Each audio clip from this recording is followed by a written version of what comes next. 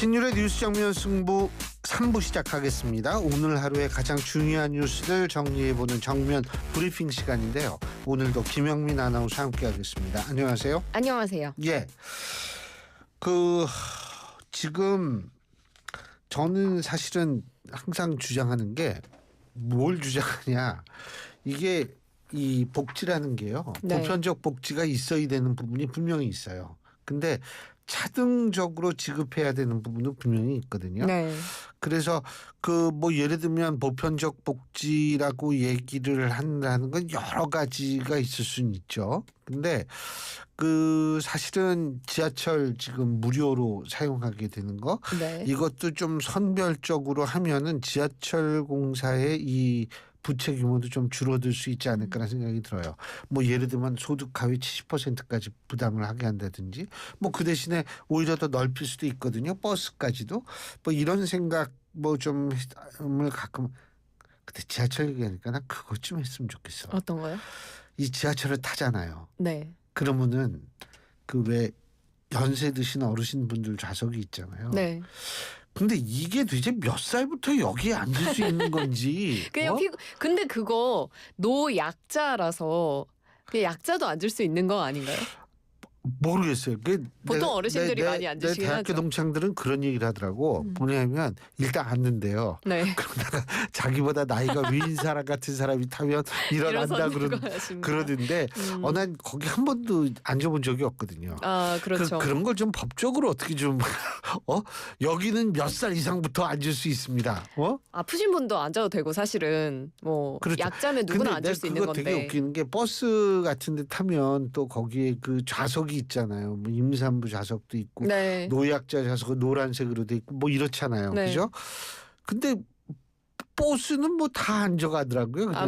맞아요. 좀 예? 그렇죠. 버스는. 지하철은 하지만 좀 그런 게 아직은 안 그런데, 그런 걸 좀 어떻게 법적으로 좀 한번 만들어 보면 어떨까, 그런 생각을 제가 한번 교수님을 해봤어요.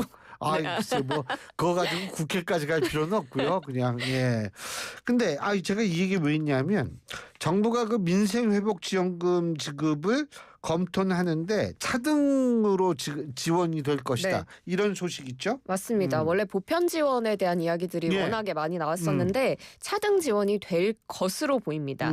정부가 내수 부진 극복을 위해서 전국민 민생회복지원금을 소득에 따라서 차등 지원하는 방안을 2차 추경안에 포함할 가능성이 높아 보이는데요.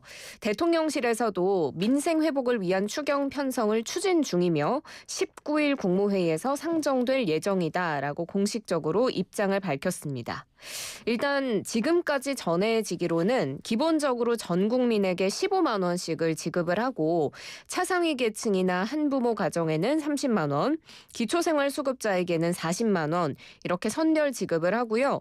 여기에 건보료를 기준으로 소득 상위 10%를 제외한 전 국민에게 10만 원씩 또 추가 지급을 한다라는 개념인데, 이렇게 되면 일반 국민 총 25만 원, 차상위 계층 40만 원, 기초생활수급자 50만 원을 각각 받게 되는 안이고요. 지금 얘기가 되기로는 고소득층은 제외가 되는 것이 검토되고 있다, 이런 이야기도 들립니다.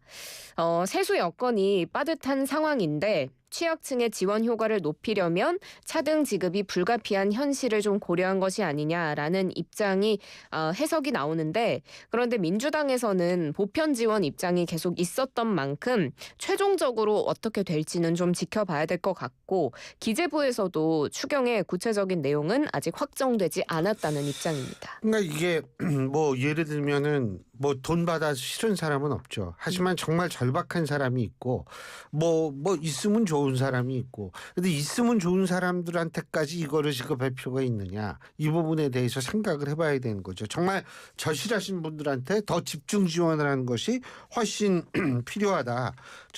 예전에 코로나 재난지원금 줄 때에도 그렇게 얘기를 했었거든요. 뭐냐면 정말 절실한 분들, 그분들한테 집중적으로 지원을 해야죠.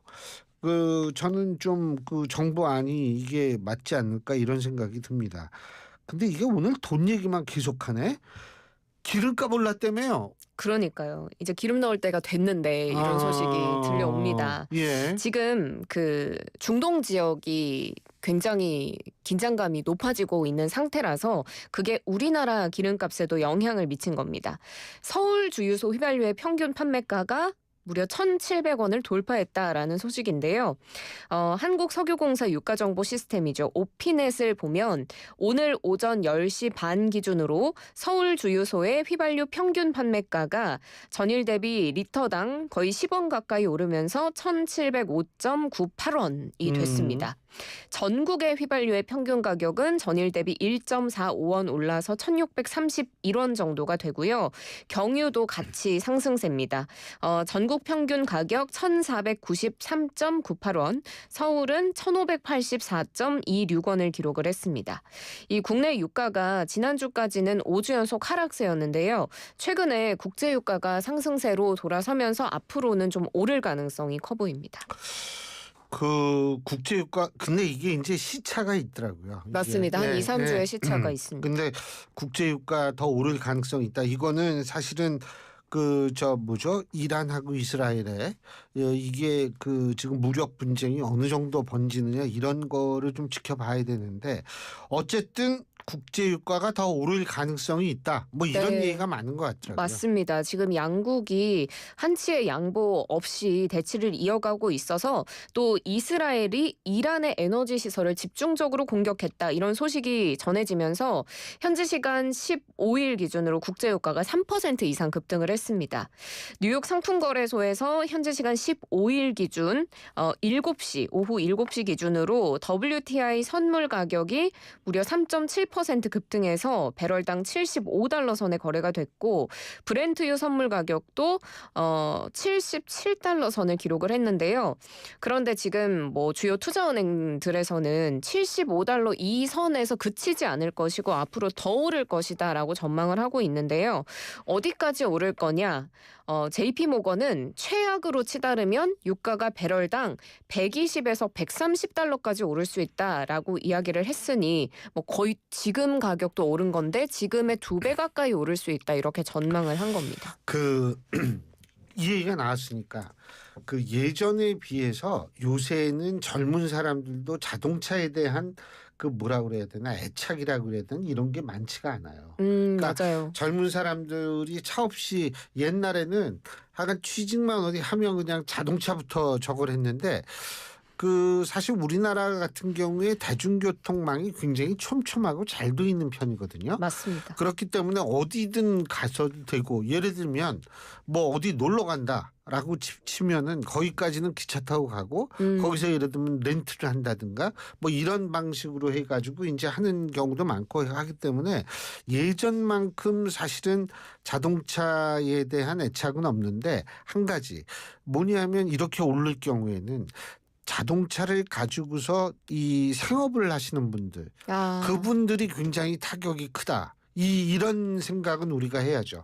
일반 뭐 출퇴근용이다 그러면 오르면 뭐 지하철 타고 전 지하철 굉장히 자주 타거든요. 지하철 타고 다니면 되는 거고 그렇기 때문에 제가 볼 때 그런 분들이 굉장히 걱정이 되고 네. 그러면은 이게 오르면은 차등 지원할 때 그분들한테 집중적으로 좀 더 지원을 해주는 방식도 생각을 하는 거 이런 게 좋다는 거예요. 예. 근데 윤석열 전 대통령이 뭐 산책을 하고 있다 이런 얘기가 있는 모양이에요. 아니 근데 김건희 씨는 오늘 병원에 입원했다는데. 예? 윤석열 전 대통령을 목격했다라는 사진이나 목격담이 온라인상에서 꽤 자주 올라오는 것 같습니다. 윤 전 대통령이 반팔 티 차림으로 주거지인 서초구의 아크로비스타 상가를 이제 경호원들이랑 같이 활보를 한다 이런 목격담이 올라온 건데요. 소셜미디어 X 이용자 A씨가 지난 13일에 이제 상가에 담배 피우러 나갔다가 봤다면서 윤 전 대통령의 모습을 올렸는데 경호원 2명을 대동하고 걸어가는 모습이 담겼습니다. A씨는 이 목격담에 경찰 출석에는 응하지도 않고 너무 괘씸하다. 몇 달 전만 해도 저 사람 때문에 근처에 사람들이 그렇게 모였는데 저러고 있는 것을 보면 어이가 없다. 이런 평을 하기도 했는데요. 그러면서 근처에서 아르바이트 조사하는데 저번에는 김모 씨도 봤다 이런 이야기를 합니다. 아마 김건희 씨를 가리키는 말로 보이고 이 게시물이 조회수가 250만 회를 넘기면서 온라인상에서 꽤나 화제가 됐습니다. 그런데 그 전에도 그 경찰에서 출석 요구를 2차 출석 요구를 했던 날에도 뭐 아크로비스타 지하 상가를 윤 전 대통령이 활보한다 이런 목격담이 나오면서 경찰 출석에는 응하지 않고 이렇게 뭐 시민들의 눈에는 자주 띄는 것에 대한 좀 부정적인 여론이 있는 것으로 보입니다. 아니 물론 뭐 산책도 할 수 있고 상가에 갈 수도 있고 여러 가지 할 수는 있죠. 근데 이제 문제는 뭐냐면 본인이 전직 국가 원수로서 마땅히 해야 될 일들을 하면서 그렇게 하면 아마 반발이 덜할 거예요. 그럼 전직 국가 원수로서 해야 될 일은 뭐냐면 일단 제도에 대한 신뢰를 몸으로 보여줘야 합니다. 그건 뭐냐면 법치로서 법치가 민주주의의 가장 중요한 기둥 중에 하나거든요. 그런데 뭐 이렇게 경찰 소환에도 불응하고 3차 소환도 불응한다며요. 뭐 이런 식으로 저걸 하면서 산책을 하니까 이제 이게 참 이런 얘기가 나오는 거죠. 네, 윤 전 대통령이 경찰의 3차 출석 요구도 응하지 않겠다라고 방침을 정했습니다. 오늘 윤 전 대통령 측은 경찰의 3차 출석 요구에 불응하겠다라는 내용의 의견서 그리고 윤 전 대통령이 직접 쓴 혐의에 대한 진술서를 내일 경찰에 제출할 계획이라고 밝혔는데요. 뭐 진술서에는 혐의를 부인하는 입장이 담길 것으로 보이고요. 만약에 3차 소환까지 응하지 않으면 경찰은 통상적으로는 체포영장을 맞아요. 신청 고려하기 때문에 예. 이번에도 검토를 할 것으로 보입니다. 그리고 이것도 아주 드문 경우라고 제가 잠깐 말씀드렸는데 김용현 전 장관은 이게 재판부가 당신 나가셔 이제 안 나갈래요? 난 못 나가요. 야 이것도 특이하죠. 네, 맞습니다. 서울중앙지법 형사합의 25부가 오늘 내란 중요임무 종사와 직권 남용 혐의로 구속 기소된 김용현 전 국방부 장관에 대해서 조건부 석방이라고 불리는 보석 결정을 법원에 직권으로 내렸습니다. 조건을 좀 보면요. 보석 보증금 1억 원, 주거 제한 등 기본적인 조건에 더해서 이번 사건의 피의자나 피고인, 참고인이나 증인 및 그들의 대리인, 친족과 사건과 관련해서 만나거나 전화, 서신, 팩스, 이메일, 휴대전화, 문자, SNS 비롯한 그 어떤 방식으로도 이들과 연락을 주고받아서는 안 된다. 이런 조건을 담아서 보석 결정을 한 건데요. 원래 보석은 구치소 안에 있던 당사자가 신청해서 보석으로 풀려났다 이런 경우가 많은데 이번에는 검찰이 요청을 해서 법원이 직권 결정을 한 사례입니다. 그런데 말씀하신 것처럼 김 전 장관 측에서 이를 거부했습니다. 이게 석방 결정이 아니라 사실상 김 전 장관에 대한 구속 상태를 불법적으로 연장하기 위한 수단이다라면서 강하게 반발을 했고 항고와 함께 집행정지 신청까지 했는데요. 실제로 오늘 오후에 항고장과 집행정지 신청서를 법원에 제출했습니다. 그러니까 한마디로 조금 있으면 그냥 나갈 수 있는데 지금 나가면 나만 곤란해진다 이 얘기 아니에요? 네, 맞습니다. 김 전 장관 입장에서는 열흘 뒤에 구속 만기로 풀려나면 아무 제약도 없이 이제 불구속 상태가 되는 건데 그 전에 보석으로 나오면 이게 조건이 붙기 때문에 행동에 제약이 따라서 좋지 않다라는 거고요.